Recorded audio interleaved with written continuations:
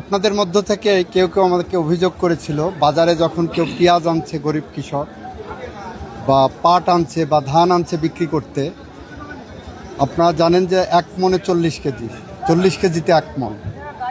সেখানে যখন বিক্রি করতে আসে তখন যারা ক্রেতা তারা 1-2 কেজি করে বেশি নিচ্ছে। এর সাথে তোলা তোলে, হিজড়ারা তোলা তোলে, বাজার যারা পরিষ্কার করে তারা তোলা তোলে, এতে করে এক মণ মানে 45 কেজি হয়ে গেছে। অর্থাৎ একজন কৃষক যখন নিজের উৎপাদিত ফসল বিক্রি করতে আসে 1 মণের জায়গায় 45 কেজি তাকে আনতে হচ্ছে। এটা কৃষকের জন্য এক ধরনের অসহ্য যন্ত্রণা। এটা যখন আমার কানে আসে আমি সাথে সাথে প্রশাসনকে বলেছি মোবাইল কোর্টের মাধ্যমে দায়ীদের বিরুদ্ধে ব্যবস্থা নিতে। ইতিমধ্যে ব্যবস্থা নেওয়া হয়েছে। একজনকে জরিমানা করা হয়েছে, 2 জনকে জরিমানা করা হয়েছে, 1 জনকে জেল দেওয়া হয়েছে। পরবর্তীতে শুল্ক বণিক সমিতি, এই যে বণিক সমিতির সভাপতি সাইদ সাহেব আছেন, তারা বসে এটা নিশ্চিত করেছে যে ধরনের আর কোনো কাজ শুল্কপাতে হবে না। এবং এখন পর্যন্ত আমি জানি ওনারা বলার পরে হয়নি। তারপরেও আমি আমার আত্মতুষ্টির জন্য সরাসরি বাজারে এসেছি দেখতে কোনো বিক্রেতা, কোনো কৃষক কোনো অভিযোগ করে কিনা সেটা দেখার জন্য। এখন পর্যন্ত বিক্রেতারা খুশি আছে। তবে কেউ কেউ বলছে যারা ক্রয় করে এগুলো তারা একটা সিন্ডিকেট করে তারা কিনবে না বলে সিদ্ধান্ত নিয়েছে।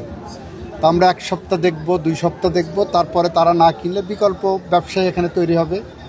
এবং যারা এই সিন্ডিকেট করে এই কিনবো না বলে কৃষককে ক্ষতি করার চেষ্টা করবে, আইনগতভাবে তারা দণ্ডের মুখোমুখি হবে, সেটাও আমরা নিশ্চিত করব। সারা বাংলাদেশে দেখা যাচ্ছে যে ব্যবসায়িক ক্ষেত্রে একটা সিন্ডিকেট থাকে যারা সবসময় চিন্তা করে যে বেশি দামে পণ্য বিক্রি করবে এবং তারা লভ্যাংশ বাড়বে, কিন্তু আলটিমেটলি তার ক্ষতিকারক প্রভাব আমরা সমস্ত সিন্ডিকেট ভেঙে, সমস্ত সেক্টরের সব সিন্ডিকেট ভেঙে আমরা প্রান্তিক কৃষক যাতে লাভবান হয় সেদিকে এগিয়ে যাব। কৃত্রিম সংকট নিয়ে যদি একটু জানতে চাই, কৃত্রিম সংকট তৈরি করে দাম মূল্য এটা তো কৃত্রিম সংকটে এক ধরনের ধরেন মজুতদারি, এই মজুতদারির বিরুদ্ধে আইন আছে। এবং যারা মজুতদারি করে আপনাদের অবগতির জন্য জানাচ্ছি 1974 সালের বিশেষ ক্ষমতা আইন যেটা করে দিয়ে গেছে, সেখানে মজুতদারের সর্বোচ্চ শাস্তি মৃত্যুদণ্ড।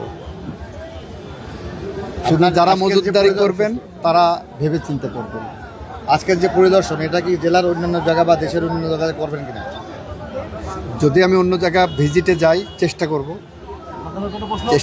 এদেরকে আসলে আমরা তো দেখছি দিনের পর দিন এরকম হয়েই যাচ্ছে, কিন্তু আমরা কিন্তু নিয়ন্ত্রণে আনতে পারতেছি না। যখন হয়ে যাচ্ছিল আপনারা দেখেছেন, আর পদক্ষেপ নেওয়ার পর এটা বন্ধ হয়েছে বলে আমরা জানতে পেরেছি। পদক্ষেপ নেওয়ার পর এটা হয়েছে সেটা আমাদের বলেন, সুনির্দিষ্টভাবে বলেন, আমরা ব্যবস্থা নেব। সরকারের আমলে কৃষক কি তার ন্যায্য অধিকার ফিরে পাবে কিনা? ইনশাল্লাহ, ইনশাল্লাহ।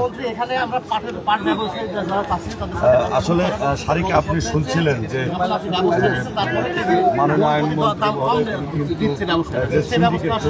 এইটা একটু আপ ডাউন হবে। ধরেন একটা পদক্ষেপ নিতে গেলে একটা ধাক্কা লাগে, একটা ঝড় লাগে। সেই ঝড়ের একটা হলো কোলাটারাল ড্যামেজ, এটা সময়ের মতো ঠিক হয়ে যাবে।